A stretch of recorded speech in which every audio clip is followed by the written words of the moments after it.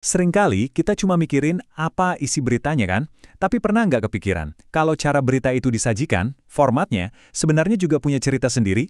Nah, kali ini kita akan bedah bareng-bareng gimana pilihan antara media cetak dan digital itu ternyata diam-diam ikut ngebentuk cara kita mandang dunia. Coba deh, bayangin kebiasaan kamu pas pagi-pagi. Kamu tim yang mana? Tim yang langsung nge-grab HP buat scroll-scroll notifikasi berita?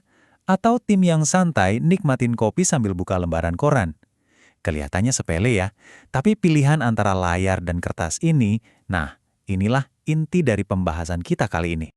Oke, biar bedanya makin kerasa, kita nggak akan ngomongin teori aja. Kita langsung aja pakai studi kasus ya. Topiknya, isu lingkungan. Kita bakal lihat dua artikel yang ngomongin hal yang mirip, tapi yang satu tampil di media digital, dan satunya lagi di media cetak.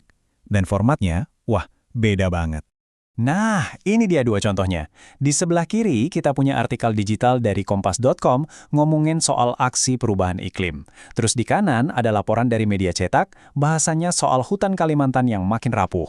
Topiknya sama-sama lingkungan kan? Tapi coba deh lihat cara penyajiannya. Disitulah letak keajaibannya. Yuk kita bedah satu persatu.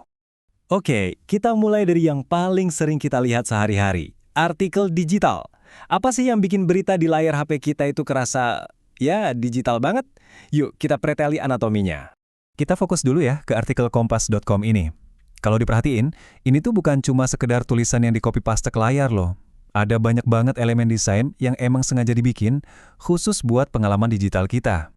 Nah, disinilah mulai kelihatan jelas bedanya. Pertama, lihat di warnanya, full color, cerah banget. Tujuannya jelas dong buat narik dan nahan perhatian kita di tengah banjir informasi lain.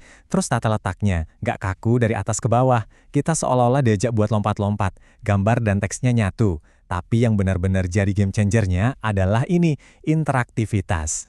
Dan inilah senjata rahasia berita digital, hyperlink. Sering kan lihat tulisan, baca juga itu. Cuma butuh satu klik. Jreng, kita langsung dilempar ke artikel lain.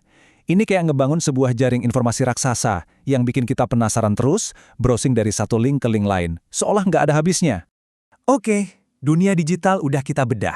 Sekarang kita pindah haluan. Kita bandingin sama dunia cetak. Aturannya sama nggak ya? Kita bakal pakai kacamata yang sama buat ngeliat contoh kedua kita. Sekarang, coba kita lihat artikel cetak ini. Gimana? Rasanya langsung beda kan?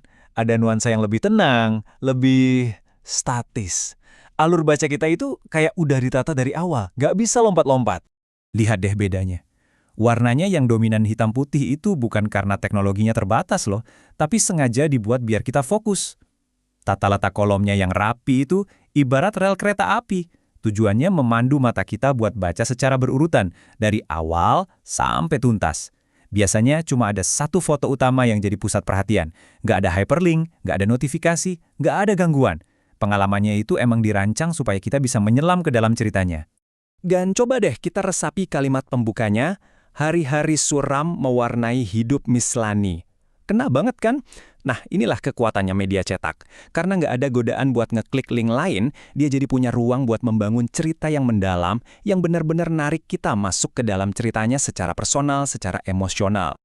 Oke, jadi kita udah lihat dua-duanya. Yang satu cepat, serba terhubung, satunya lagi pelan tapi mendalam. Jadi, terus kenapa? Apa artinya ini semua? Yuk kita tarik kesimpulan besarnya. Nah, ini dia intinya. Berita digital itu dibangun buat kecepatan dan koneksi. Kita diajak buat menjelajah lautan informasi yang luas. Sebaliknya, berita cetak itu dirancang untuk fokus dan penghayatan. Kita diajak buat menyelam ke dalam satu cerita. Yang satu dinamis dan interaktif, yang satu lagi statis dan mandiri.